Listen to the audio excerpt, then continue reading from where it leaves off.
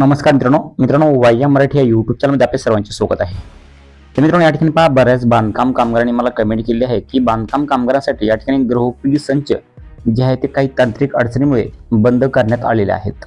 आता या ठिकाणी पहा, आता काही बांधकाम कामगार जे आहेत त्यांना गृहोपयोगी संच अद्याप भेटलेला नाही आणि काही बांधकाम कामगारांना भेटलेला आहे। पेटी भेटली आहे, गृहोपयोगी संच भेटलेला आहे, परंतु अशामध्ये अनेक कामगार असे आहेत नोंदणीकृत आहेत, त्यांना पेटीचा सुद्धा लाभ भेटलेला नाही आणि गृहोपयोगी संचाचा सुद्धा लाभ भेटलेला नाही। काहींना पेटी भेटलेली आहे तर काहींना गृहोपयोगी संच भेटलेले नाहीत। म्हणजे असे बरेच प्रश्न ह्या बांधकाम कामगारांसमोर आहेत। तर आपण आजच्यावरून ते सांगणार आहोत की गृहोपयोगी संच आता या ठिकाणी बंद झालेला आहे। या ठिकाणी पाहू शकतात काही तांत्रिक अडचणीमुळे असे गृहोपयोगी संच जे आहेत ते बंद केलेले आहेत वाट पकडता। आता एक अपडेट असे आहे की टोकन ज्यांना भेटलेले आहेत, टोकन ज्यांना दिलेले आहेत त्यांना गृहोपयोगी संच भेटणार आहे, असं या ठिकाणी काही माध्यम सूत्राच्या अंदाजे या ठिकाणी सांगण्यात येत आहे। आणि ज्यांना काही टोकन भेटलेलं नाही अद्यापही, तर त्यांना गृहोपयोगी संचेचा लाभ या ठिकाणी पुढील आदेश येईपर्यंत भेटणार नाही, असं या ठिकाणी सांगितलं आहे। तर सविस्तर माहिती बघूयात मित्रांनो। नमस्कार, या ठिकाणी तुम्ही जर चॅनलवरती पहिल्यांदा असाल तर चॅनलला सबस्क्राईब करा, म्हणजे असेच नवनवीन बांधकाम कामगाराचे नवनवीन योजनाविषयी माहिती आपल्या चॅनलवर तुम्हाला भेटत असते, त्यामुळे तुम्ही चॅनलला आता सबस्क्राईब करून ठेवा। तर या ठिकाणी पहा मित्रांनो, बांधकाम कामगाराची ज्यांनी काही नोंदणी केलेली आहे आणि त्यांना गृहोपयोगी संच भेटलेला नाही, तर त्यांनी काय करायचं आहे, त्यावेळेस काय करायचं आहे, ज्या बांधकाम कामगारांना गृहोपयोगी संच अद्याप भेटलेला नाही तर त्यांनी या ठिकाणी जे आहे ते त्यांनी त्यांची नोंदणी जी आहे ते इनॲक्टिव्ह असेल, म्हणजेच त्यांची नोंदणी जर या ठिकाणी त्यांची नूतनीकरण करणारा नोंदणी आली असेल तर त्यांनी नूतनीकरण करून घेणं बंधनकारक आहे। आता या ठिकाणी पहा, कमीत कमी 15 दिवस तरी जे नवीन पुढचे आदेश जे आहेत ते येणार नाहीत, कमीत कमी 15 दिवस तरी गृहोपयोगी संचाचा लाभ भेटणार नाही। तर ह्या काळामध्ये ज्यांना नूतनीकरणाचा तारीख संपत आलेली आहे त्यांनी नूतनीकरण करून घ्या, कारण की बऱ्याच बांधकाम कामगारांना जे आहे ते नूतनीकरण करणं गरजेचं आहे। नूतनीकरण करताना काय आहे महत्त्वाचा विषय म्हणजे, नूतनीकरण करताना या ठिकाणी पाहू शकतात मागील वर्षात 90 दिवस किंवा अधिक दिवस बांधकाम कामगार काम केलेलं प्रमाणपत्र तुमच्याकडे पाहिजे। तर त्या ठिकाणी तुम्ही जर खेडेगावामध्ये असताल तर त्या ठिकाणी तुम्ही ग्रामसेवकाकडून सही शिक्का घेऊ शकतात। तुम्हाला अशा प्रकारे या ठिकाणी जावक क्रमांक ते ग्रामसेवक देतील, जावक दिनांक देतील, त्यानंतर या ठिकाणी पाहू शकता तुम्ही साईडला या ठिकाणी फोटो तुमचा चिटकवायचा आहे, ह्यावरती सही शिक्का दिला जाईल, या ठिकाणी गोल शिक्का मारला जाईल। त्यानंतर ग्रामपंचायत, महानगरपालिका, नगरपंचायत, नगरपालिका, नगर परिषदेचे नाव तुम्हाला या ठिकाणी समोर द्यायचे आहे।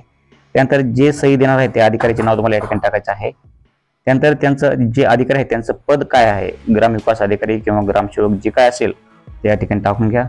त्यानंतर त्यांचं तालुका आणि या ठिकाणी पिनकोड क्रमांक टाकून घ्यायचा आहे। या ठिकाणी जे आहे ते बांधकाम कामगाराचे नाव तुम्हाला टाकायचे आहे, या ठिकाणी बांधकाम कामगाराचे नाव टाकून घ्या। त्यानंतर बांधकाम कामगाराचा जो पत्ता आहे, गावाचं नाव, मुक्काम पोस्ट कोणतं असेल ते टाका। त्यानंतर बांधकाम कामगाराचे वय किती आहे ते टाका।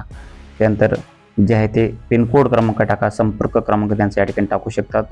आणि त्यानंतर जे आहे ते बांधकाम कामगाराचे बरेचसे या ठिकाणी तुम्ही पाहू शकता बांधकाम कामगाराच्या कामाचे ठिकाणचे जे ठिकाण आहे, कोणत्या ठिकाणी बांधकाम कामगार कोणतं काम करतात, कामाचं स्वरूप काय आहे, या ठिकाणी तुम्ही बांधकाम कामगार टाकू शकतात। त्यानंतर बांधकाम कामगाराचं सध्याचं ठिकाण कोणतं आहे ते गावाचं नाव टाकू शकतात। त्यानंतर गावाचं नाव, तालुका, जिल्हा टाकून घ्यायचं आहे, पिनकोड क्रमांक टाकून घ्यायचा आहे। नमूद बांधकाम कामगाराची नियुक्ती किती तारखेला झाली ते या ठिकाणी टाकून घ्यायचं आहे। त्यानंतर दिवसाचे वेतन किती आहे ते पण या ठिकाणी टाकून घेऊ शकतात।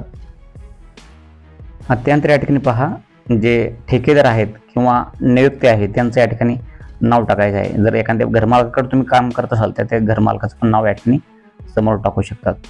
एका घरमालकाचं काम करत असेल तर तुम्ही जर 1, 2, 3 मालकाचं घरकाम केलं असेल, बांधकाम केलं असेल तर त्या 2-3 मालकाचे पण नाव या ठिकाणी टाकू शकतात।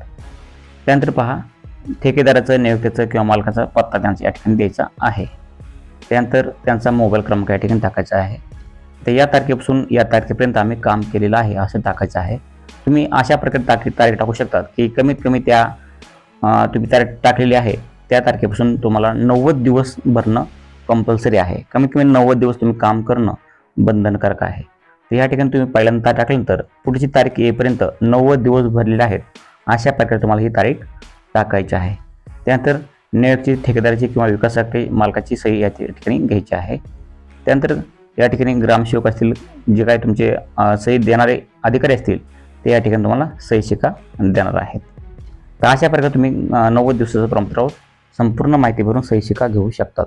तर अशा प्रकारे तुमची जर नूतनीकरण जवळ आलं असेल तर नूतनीकरण अशा प्रकारे तुम्ही 90 दिवसाचं बांधकाम कामगाराचं प्रमाणपत्र नेऊन तुम्ही नूतनीकरण तुमचं कंप्लीट करून रिन्युअल करून घेऊ शकतात. आणि लवकरच गृहोपयोगी संच सुरू झाल्यानंतर तुमची नोंदणी ॲक्टिव्ह अशी असली तुम्हाला त्या ठिकाणी गृहोपयोगी संच घेण्यासाठी जास्त काही उशीर लागणार नाही आहे. त्यानंतर काय करायचं आहे, तुम्हाला बांधकाम कामगाराची प्रोफाईल या ठिकाणी लॉग इन करून घ्यायची आहे.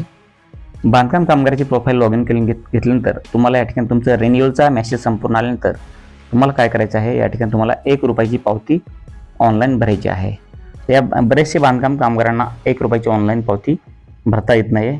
जर कोणाला काही प्रॉब्लेम येत असेल तर नक्कीच आम्हाला टेलिग्राम चॅनलवर तुम्ही या ठिकाणी कमेंट करू शकतात पर्सनली की सर आम्हाला जे आहे ते 1 रुपयाची पावती डाउनलोड करून द्या. तर आम्ही नक्की तुम्हाला त्यांना डाउनलोड करून देऊ.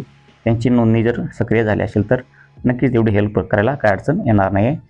आता बरेच बांधकाम कामगार 1 रुपयाची पावती भरणं होत नाही, तर त्यांना 1 रुपयाची पावती त्यांना ऑनलाईन भरून घ्यायची आहे. कोणाला जर येत नसेल तर या ठिकाणी जे आहे ते आम्हाला या ठिकाणी कमेंट करू शकतात. तर या ठिकाणी पेमेंट लिंक यावरती क्लिक करायचं आहे. ह्यावरती क्लिक करून तुम्ही जे आहे ते QR कोड येतो, त्या QR कोडवर तुम्ही स्कॅन करून पैसे 1 रुपया टाकू शकतात. आता पैसे टाकल्यानंतर फी भरल्यानंतर पैसे भरल्यानंतर या ठिकाणी तुम्ही पाहू शकता अशा प्रकारे तुम्हाला मेसेज येईल की आपली फी प्राप्त झाली, आपला नवीन नोंदणी क्रमांक असा MH या ठिकाणी असा येईल. त्यानंतर हा नोंदणी क्रमांक वापरून तुम्ही इतर लाभासाठी ऑनलाईन अर्ज करू शकता. जिल्ह्याच्या WFC मधून आपले ओळखपत्र प्राप्त करावे. आपली नोंदणी 06/09/2026 या तारखेपर्यंत वैध राहील. त्या ठिकाणी अशा प्रकारे तुम्हाला जे आहे ते मेसेज येईल आणि तुम्ही या ठिकाणी नोंदणी तुमची सक्रिय करून घेऊ शकतात. आता या ठिकाणी पहा, बऱ्याच मित्रांनी या ठिकाणी कमेंट केली आहे की बांधकाम कामगार कधी सुरू होईल गृहोपयोगी संच वाटण्यासाठी. तर या ठिकाणी बऱ्याच जणांनी या ठिकाणी विचारलेलं आहे. या ठिकाणी पहा, त्यांना सांगू इच्छितो की काही तांत्रिक अडचणीमुळे टोकन वाटप व भांडी संच वाटप पुढील आदेश येईपर्यंत बंद करण्यात येत आहे. या ठिकाणी पाहू शकतो मित्रांनो, ज्यांना काही टोकन भेटलेलं नाही आहे त्यांना सध्या गृहोपयोगी संच भेटणार नाहीत. परंतु ज्या बांधकाम कामगारांना टोकन ऑलरेडी भेटलेलं आहे त्यांना जे आहे ते गृहोपयोगी संच भेटू शकतात. त्यामध्ये काय अडचण येणार नाही आहे. तर या ठिकाणी तुम्हाला नक्कीच मित्रांनो संपूर्ण माहिती भेटली असेल की बांधकाम कामगारांना गृहोपयोगी संचाचा लाभ घेण्यासाठी त्यांना काय काय करून ठेवायचे आहे. त्यांचं नूतनीकरण जर संपत आलं असेल तर नूतनीकरण करून घ्यायचं आहे. म्हणजे ज्यावेळेस गृहोपयोगी संच डबल टोकन वाटप सुरू होईल, गृहोपयोगी संच वाटप सुरू होईल त्यावेळेस जे आहे त्यांना लवकरात लवकर गृहोपयोगी संच भेटणार आहेत. तर मित्रांनो अशा प्रकारे तुम्हाला तयारी ठेवायची आहे. पुढे लवकरात लवकर आता गृहोपयोगी संच वाटप सुरू होणारच आहे. परंतु पुढील तारीख येऊस्तर किंवा पुढील आदेश येईपर्यंत सध्या तरी हे टोकन वाटप आणि गृहोपयोगी संच वाटप, भांडी संच वाटप जे आहे ते बंद असणार आहे. मित्रांनो तुम्ही पण आणखीन पण चॅनलला सबस्क्राईब केलं असेल तर चॅनलला सबस्क्राईब करा. भेटूयात अशाच नवीन माहितीचं नवीन व्हिडिओमध्ये. तुमच्या मनामध्ये काय प्रश्न शंका असतील कमेंटमध्ये सांगायला विसरू नका. भेटूयात नवीन माहितीचं नवीन व्हिडिओमध्ये. तोपर्यंत चॅनलला सबस्क्राईब केलं असेल तर चॅनलला सबस्क्राईब करून ठेवा, म्हणजे पुढचा व्हिडिओ तुम्हाला पाहायला मिळाला आहे.